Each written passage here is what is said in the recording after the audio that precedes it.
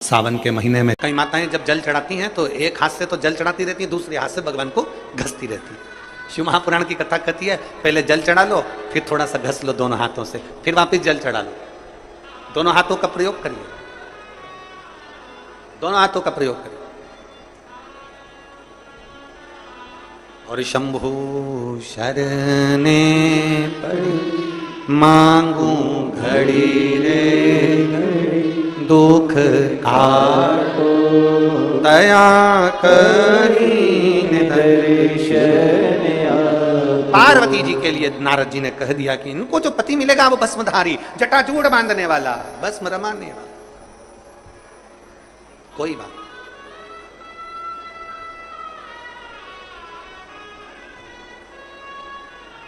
पार्वती मैया थोड़ी सी बड़ी हो गई।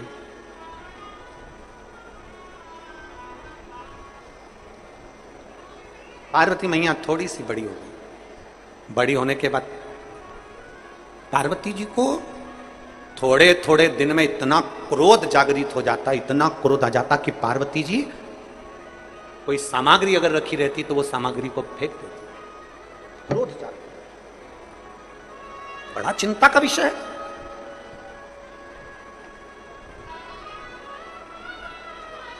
छोटा सा बच्चा, छोटा सा बेटा, छोटी सी बेटी अगर गुस्सा कर रही है, क्रोध कर रही है, आप समझा रहे हो, ज्ञान दे रहे हो, बता रहे हो, उसके बाद भी अगर बच्चा क्रोध में कमी नहीं कर रहा, चिड़चिड़ प्रवृत्ति में कमी नहीं कर रहा, समझ लेना ये तुम्हारा आज का क्रोध नहीं है, इसके पूर्व जन्म में, इसका कोई पूर्व का जो जन्म होगा उस जन्म में कोई ऐसा कर्म हुआ होगा जिसके कारण इस बेटा बेटी में, इस बच्चे में, इस व्यक्ति में क्रोध समाहित हो गया, क्रोध समाहित हो गया।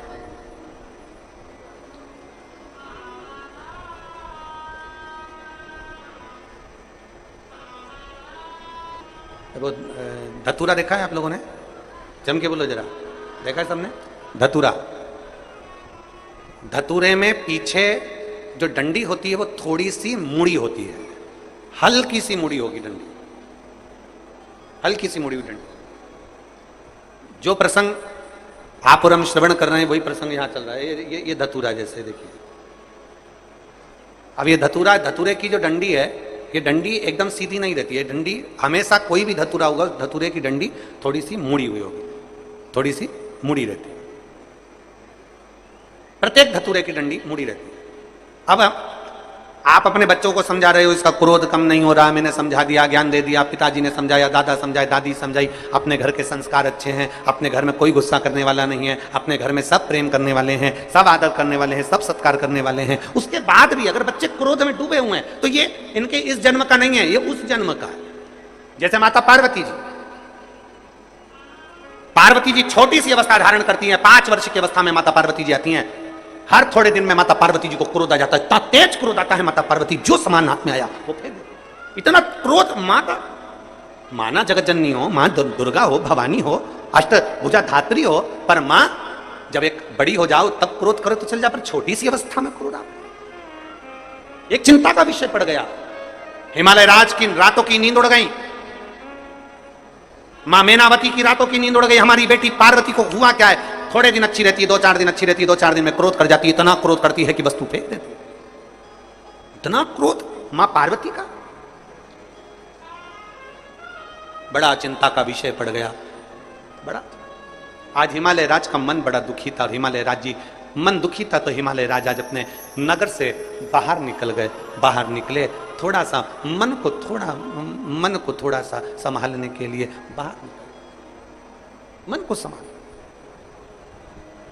बड़े दुखी थे हिमालय राज, आज बड़े दुखी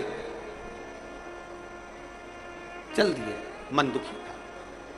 कई बार बच्चों का चिड़चिड़पन देखकर, कई बार बच्चों की हालत देखकर, बच्चों का क्रोध देखकर, माँ की तो आदत हो जाती है, माँ तो रोज घर में रहती है, 24 घंटे रहती है, तो माता को तो मालूम है कि बच्चे की स्थिति क्या है, बच्चा क्या कर रहा है, बच्चे की स्थिति क्या है, बच्चा क्यों चिड़चिड़ कर रहा है, माँ को मालूम है। पर पिता ऑफिस जाने वाला, पिता नौकरी करने वाला, पिता दुकान पर रहने वाला, संडे के दिन घर पर रहा, मंडे के दिन घर पर रहा, छुट्टी वाले दिन घर पर रहा, जिस दिन वो घर पर रहता है और बच्चों की ऐसी हालत देखता है, चिड़चिड़पन देखता है, गुस्सा देखता है, क्रोध देखता है, तो पिता को क्रोध आ जाता है।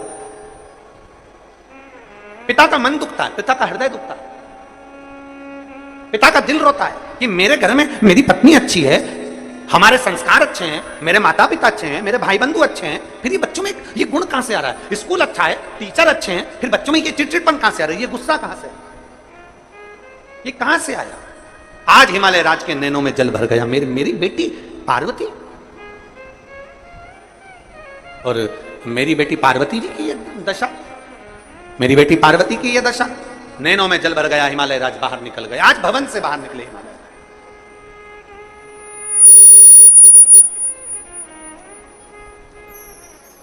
और हिमालय राज्य भवन से बाहर निकले, कुछ दूर चले ही थे, थोड़ी दूर हिमालय राज चले ही थे, इतनी देर में हिमालय राज को आज भगवान शंकर के परम भक्त, भगवान शिव के प्रिय भक्त श्री तुमरुका जी का दर्शन हुआ।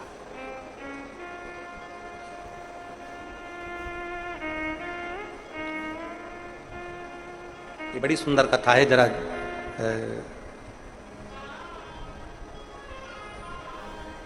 सावन के महीने की ये बड़ी प्रिय कथा है, आप इसका स्मरण जरूर करिएगा। बहुत बहुत साधुता इस कथा को जनमानस तक इसका स्मरण जरूर होना चाहिए। हिमालय राज, सामने से तुमरुका जी आ रहे हैं, घोड़े का मुख लगा है, हाथ में वीणा रखी है, एक हाथ में करताल है। नारद जी का जैसा स्वरूप होता है वैसे ही तुमरुका जी का स्वरूप है। घोड़े का मुख लगा है, हाथ में वीणा है, एक हाथ में करताल है, और तुमरुका जी भगवान का नाम लेते लेते चले आ चले।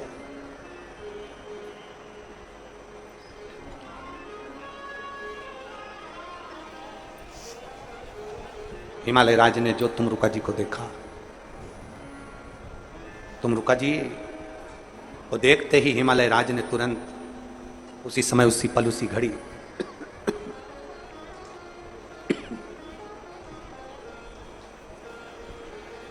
तुमरुका जी को देखते ही हिमालय राज ने उसी पल, उसी घड़ी प्रणाम किया।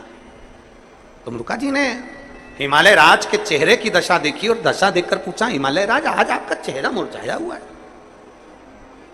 बहुत सुंदर बात कही है हिमालय राज ने, दुनिया के किसी व्यक्ति में ताकत नहीं है आपको झुका दे।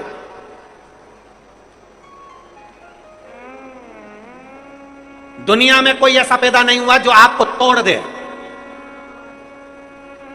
दुनिया में ऐसा कोई पैदा नहीं हुआ जो आपको झुका दे, आपको तोड़ दे। व्यक्ति झुकता है और टूटता है तो अपने घर से टूटता है, नहीं तो दुनिया में किसी की सामर्थ्यता नहीं। कोई कितनी भी गाली दे, कोई नहीं झुक सकता, कोई कितने भी तानी दे, कोई नहीं झुक सकता। सबसे ज्यादा व्यक्ति टूटता है तो अपने घर से टूटता है, सबसे ज्यादा झुकता है तो अपने घर से झुकता है। दिन भर घर के लोग बैठकर अगर टॉर्चर करेंगे, दिन भर घर के लोग बोले जाएंगे, उसने ऐसा कर दिया, उसने वैसा कर दिया, उसने ऐसा कर दिया, उसने वैसा कर दिया, तो घर में रहने वाला व्यक्ति सबसे ज्यादा टूटता है। बच्चे ऐसा, बच्चे वैसा, पत्नी ऐसी, परिवार ऐसा, कहीं पत्नी टॉर्चर कर रही, कहीं बच्चे टॉर्चर कर रहे, कहीं भाई टॉर्चर कर रहा, कहीं बहन टॉर्चर करे, कहीं माता पिता टॉर्चर करें, कहीं बंधु भाई टॉर्चर करे, कहीं रिश्तेदार टॉर्चर करें, तब व्यक्ति टूटता है। दूसरे में दम नहीं कि तुमको तोड़ दे, दूसरे की सामर्थ्यता नहीं कि तुम्हें झुका दे। घर के लोग जब बार बार करते हैं तो फिर झुकना पड़ता है। किसी के भीतर वो सामर्थ्यता नहीं है। हिमालय राज जैसे शिखर को, हिमालय राज जैसे पर्वत को, हिमालय राज जैसे राजा को, जो हिमालय का भी राजा है, पर्वतों का भी राजा है, उसको कोई दूसरा नहीं तोड़ पाया। घर के बच्चों की दशा देखकर, बार बार स्मरण देखकर टूट गया। एक बाप दुनिया में शेर है, एक पिता सारी दुनिया में राज्य करना जानता है, भले एक पान की दुकान चलाता हो, भले पानी का काम करता हो, चाहे एक साइकिल पर कपड़ा सामान बेचता हो, पर उसमें वो बल है कि वो दुनिया से लड़ सकता है। पर जब वो घर में आता है ना, और घर में पत्नी, बच्चे और परिवार मुंह फुला कर रहते हैं, उनके चेहरे की दशा अच्छी नहीं रहती ना, वो दुनिया से जीत सकता है पर घर में आके हार जाता है। एक व्यक्ति घर में आकर हार जाता है। और मेरा निवेदन है घर के बच्चों को, मेरा निवेदन है घर की पत्नी को, घर में रहने वाली मेरी माताओं को, मेरी बेटियों को, मेरी जीजियों को, मेरा निवेदन है मेरे घर के बेटा बेटियों को, तुम्हारा बाप, तुम्हारा पिता जब दिन भर थक कर, काम कर कर जब अपने घर में आए ना, तुम्हारा चेहरा मुसद्दी लाल जैसा मत करो, तुम्हारा चेहरा प्रसन्न होना चाहिए, तुम्हारे चेहरे पर खुशी होना चाहिए, तुम्हारे चेहरे पर खुशी होना चाहिए, प्रसन्नता होना चाहिए, तुम्हारा चेहरा मुरझाया हुआ नहीं होना चाहिए। बेटी की दशा देखी, बाप रो देता है, बेटे की दशा देखी, बाप रो देता है, पत्नी का दशा देखी, बाप रो देता है, घर के लोगों की दशा देखी, बाप रो देता है, उसके चेहरे की प्रसन्नता चली जाती है।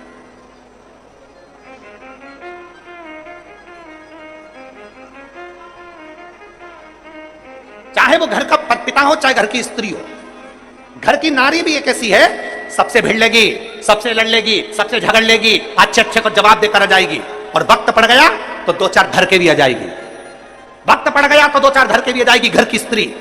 पर घर में पति पत्नी को सम्मान ना करे तो एक दिन औलाद भी अपनी मां का सम्मान नहीं करते हैं, फिर एक दिन औलाद भी सम्मान नहीं। हिमालय राज की आंख में जल भरा। पूछा, तुम रुका जी ने पूछा, आज आपके चेहरे की दशा क्या है? आज आपके चेहरे की ये दशा क्यों है?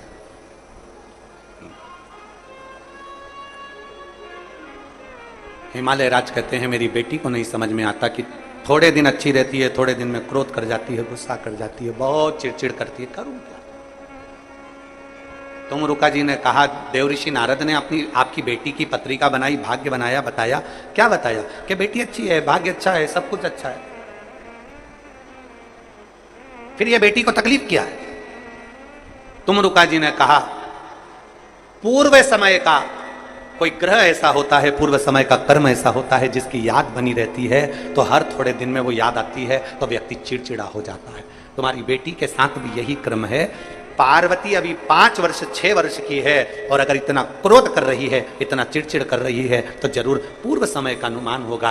तुम रुका जी ने कहा, मैं आपकी बेटी के दर्शन करना चाहता हूं। बेटी के दर्शन।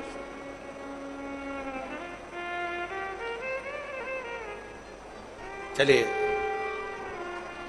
श्री शिवाय नमस्तुभ्यं, श्री शिवाय नमस्तुभ्यं,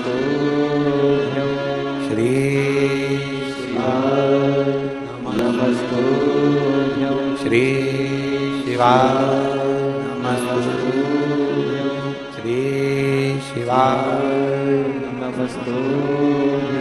जैसे देवऋषि नारद श्रीमन नारायण श्रीमन नारायण श्रीमन नारायण करते, वैसे शंकर जी के भक्त तुम रुका जी, उनके मुख से भगवान शंकर का नाम निकलता है, नमः शिवाय, ओम नमः शिवाय, श्री शिवाय नमस्तुभ्यं, उनके मुख से शिव नाम निकलता है।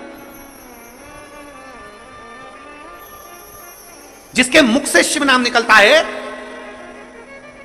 उसको, जिसके हाथ से शंकर जी को एक लोटा जल चढ़ता है, उसको जब भी तकलीफ आती है तो दुख की घड़ी क्षण उस व्यक्ति को पहले महसूस होने लगता है। घर में कई जीजियां ऐसी हैं, कई माताएं ऐसी हैं, कई जीजा ऐसे हैं, कई बुजुर्ग माताएं ऐसी हैं जो भगवान शंकर को जल चढ़ाने वाली होती है ना, तो कई बार अपने बच्चे को राय दे देती है, ऐसा मत कर बेटा, बाद में नुकसान हो जाएगा, बेटा ऐसा मत करना, ऐसा होने वाला है, मुझे ऐसा लग रहा है कि तेरे साथ कुछ होने वाला है। मतलब उसको पूर्वाभान हो गया। शंकर की आराधना करने वाला, शिव को जल चढ़ाने वाला, शंकर की स्तुति करने वाला, श्री शिवाय नमस्तुभ्यं बोलने वाले को पूर्व का भान हो ही जाता। तुम रुका जी को लेकर गए हिमालय राज, जो तुम रुका जी ने माता पार्वती जी का दर्शन करा, प्रणाम करा, मां को प्रणाम करा। हिमालय राज ने पूछा, तुम एक छोटी सी कन्या को प्रणाम कर रहे हो? तुम रुका जी कह रहे हैं, ये छोटी सी कन्या नहीं, इस कन्या का जो पूर्व का जन्म है वो मां सती का है, अपने पिता की यज्ञ की अग्नि में कूद कर भस्म हो गई थी, ये वो सती मां है। ये वो सती मां है जो अपने पिता के यज्ञ अग्नि में कूद कर भस्म हो गई थी, दक्ष प्रजापति के यहां यज्ञ में कूद कर भस्म हो गई थी, ये वो सती हैं। और आप कहते हो कि मेरी बेटी क्रोध करती है, चिड़चिड़ करती है। ये माता पार्वती जो क्रोध कर रही हैं, ये पूर्व जो पिता के घर में गई थी, पिता ने अपमान करा था, बहनों ने अपमान करा था, भाइयों ने अपमान करा था, परिवार वालों ने अपमान करा था, वो अपमान सती के दिल में भर गया था। वो अपमान आज तक सती के दिल में है, और ये अगला जन्म ले ली, वो अपमान आज तक भूल नहीं पाई है, इसलिए चिड़चिड़ कर जाती है, क्रोध कर जाती है। वो अपमान आज तक नहीं भूली है। कई लोग कहते हैं, गुरुजी हमारे घर के संस्कार अच्छे हैं, परिवार अच्छा है, माता पिता अच्छे हैं, दादा दादी अच्छे हैं, रिश्तेदार अच्छे हैं, एजुकेशन अच्छी है, स्कूल अच्छा है, ट्यूशन अच्छी है, फिर बच्चे इतने चिड़चिड़ क्यों करते हैं? ये आज का नहीं, पूर्व का है।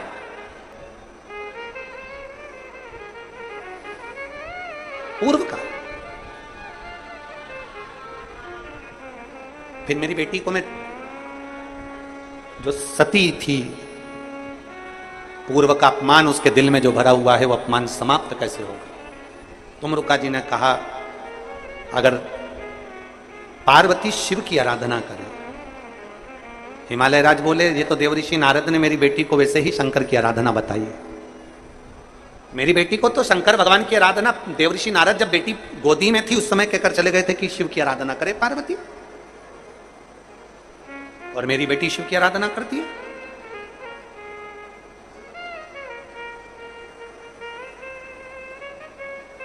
अगर तुम्हारी बेटी शिव की आराधना करे और आराधना करते करते करते करते करते करते श्रावण का महीना आ जाए, और श्रावण के महीने में अगर मान लो भूल से भी शिवरात्रि पड़ जाए, भूलवश भी शिवरात्रि पड़ जाए, और यदि प्रथम पहर के पूजन में पार्वती अगर एक शिव की आराधना करते करते भगवान शंकर के नाम को पुकारती हुई शिव की पूजन कर ले, शिव की पूजन आराधना कर ले, भूलवश भी श्रावण के महीने की शिवरात्रि पर भूलवश भी अगर पूजन कर ले, तो फिर वो पार्वती जो पूर्व का उसका अंदर जो सती के समय का अपमान भरा हुआ था वो सब भूलवश भूल जाएगी, और पार्वती शंकर की आराधना में इतनी डूब जाएगी कि शिव उसको दर्शन देने के लिए आ ही। हमसे कई लोग पूछते हैं, महाराज जी आप जो पूजन कराते हो ऑनलाइन, इसमें 21 गेहूं के दाने बता देते हो, कहीं काली मिर्ची बता देते हो, कहीं काली तिल बता देते हो, लाल फूल बता देते हो, ये आप भगवान शंकर की पूजन में ये सब सामग्री बता देते हो, धतूरा बता देते हो, बेलपत्र की इतने नग चढ़ाना है, ये काम करना है। एक एक चीज, एक एक शब्द पुराणों में से कहीं ना कहीं से उस कथा में से लिए गए हैं, उस कथा के अनुसार आपको वर्णित किया जाए। एक धतूरा, उस धतूरे को भी आपको कहा शिवरात्रि के दिन हो। फिर निवेदन करूंगा, जिस जिस घर में बच्चे चिड़चिड़ कर रहे हो, बहुएं चिड़चिड़ कर रही हो, परिवार में कहीं क्लेश बना हुआ है, जब आप शाम को 7 बजे शंकर भगवान का शिवलिंग बनाकर ऑनलाइन बैठो पूजन करने के लिए, आपके नगर के कोई पंडित, कोई ब्राह्मण, कोई गुरुजन आपके साथ बैठे हों, वो पूजन करा रहे हों, और अगर कोई ना मिले तो आप स्वयं टीवी के माध्यम से, मोबाइल के माध्यम से जब ऑनलाइन पूजन कर रहे होगे, उस जगह पर आपकी पूजन की सामग्री में लिखा है एक, जम के बोलो, धतूरा, एक धतूरा लिखा है। इस धतूरे के पीछे के भाग में, क्योंकि ये जो सोमवार से सोमवार तक का सावन आया है, ये 72 वर्ष के बाद आया, आपको कलकत्ता में कहा था। इसके पीछे के भाग में यदि पीला चंदन लगाकर, अग्रभाग में लाल चंदन लगाकर आप जिस समय पर पूजन करेंगे और धतूरा चढ़ाने का समय आए, उस समय पर जब आप समर्पित करेंगे तो ये भाव से समर्पित करें कि हमारे घर में जो क्लेश है वो समाप्त करें भोलेनाथ, और श्री शिवाय नमस्तुभ्यम बोलकर वो धतूरा भगवान देवादिदेव महादेव को समर्पित करिए। उसका फल फिर हमें बताना कि उसका फायदा मिला कि नहीं मिला। एक धतूरा, एक बेलपत्र का भी फल, एक लोटे जल का भी फल, ये जो सोमवार से सोमवार तक का जो सावन है, इसका एक एक एक एक एक बूंद जल का भी महत्व शिव महापुराण की कथा करती है।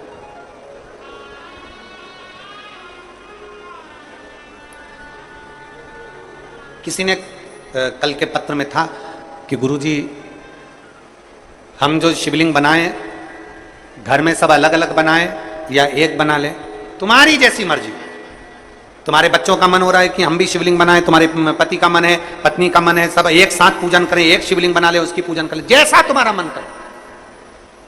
पर 2 अगस्त को शाम को 7 बजे प्रथम पहर की पूजन में करो। और फिर एक बात याद रखना, 12 महीने अगर शिवलिंग बनाते हो, प्रदोष को शिवलिंग बनाते हो, सोमवार को शिवलिंग बनाते हो, बाकी के महीने में तुम शिवलिंग बनाते हो, तो उसको रात होने से पहले विसर्जन करना पड़ता है। अगर बाकी के समय शिवलिंग बनाते हो तो रात होने से पहले विसर्जन करना पड़ता है। पर जो शिवरात्रि है उसको क्या कहते हैं? शिवरात्रि। मतलब पूजन भी रात्रि को होना है, अनुष्ठान भी रात्रि को होना है, विसर्जन भी रात्रि को होना है, संपूर्ण। अगर 4 पहर की पूजन कर रहे हो तो 4 पहर का विसर्जन होता है। 4 पहर का पूजन होने के बाद फिर सुबह सुबह जब ब्रह्म मुहूर्त हो तब आप जाकर विसर्जन करो, वो शिवरात्रि। पर आप जब 1 पहर का पूजन कर रहे हो, मतलब शाम को 7 बजे पूजन कर रहे हो, तो शंकर जी का विसर्जन भी रात्रि को ही कर देना। शिवरात्रि है इसलिए। बाकी के समय पर अगर शिवलिंग बनाओगे तो रात होने के पहले विसर्जन करना पड़ता है। पर शिवरात्रि की पूजन कर रहे हो तो रात्रि को भी पूजन कर रात्रि को भी विसर्जन कर सकते हो। शिवरात्रि है इसलिए। अब विसर्जन करने कहां जाओगे? पानी गिर रहा है बहुत तेज, नदी नाले फूल हो रहे हैं, तालाब बावड़ी फूल हो रही है, कहीं नहीं जाना। अपने घर के बाहर एक बाल्टी में, एक तसले में पानी भरकर रखो और घर के बाहर शंकर भगवान को अपने सिर पर लेकर घर के बाहर निकलो, बड़े आनंद के साथ में, ढोल नगाड़े के साथ में, थाली बजाते हुए, घंटी बजाते हुए, हर हर महादेव बोलते हुए, बोल बम बोलते हुए शिव जी का विसर्जन। कहीं मत जाओ, घर के बाहर एक तसले में पानी भर लो, उसमें विसर्जन करो। जब वो पानी मिट्टी गल जाए तब किसी पेड़ में, किसी वृक्ष में उसको डाल दो, कहीं जाने की जरूरत नहीं। नदी नाले पानी के समय में फूल जाते हैं, बहुत पानी भरा रहता है, ध्यान रहे पता नहीं मिट्टी चिकनी होती है, स्मरण तो घर के बाहर, अपने घर के बाहर उसका विसर्जन। और शंभु शरणे पर मांगू घड़ी रे, दुख का दया करीन हिमालय राज से कह दिया तुमरुका जी ने, अनुष्ठान पूजन करे, मां पार्वती शिव की आराधना करे।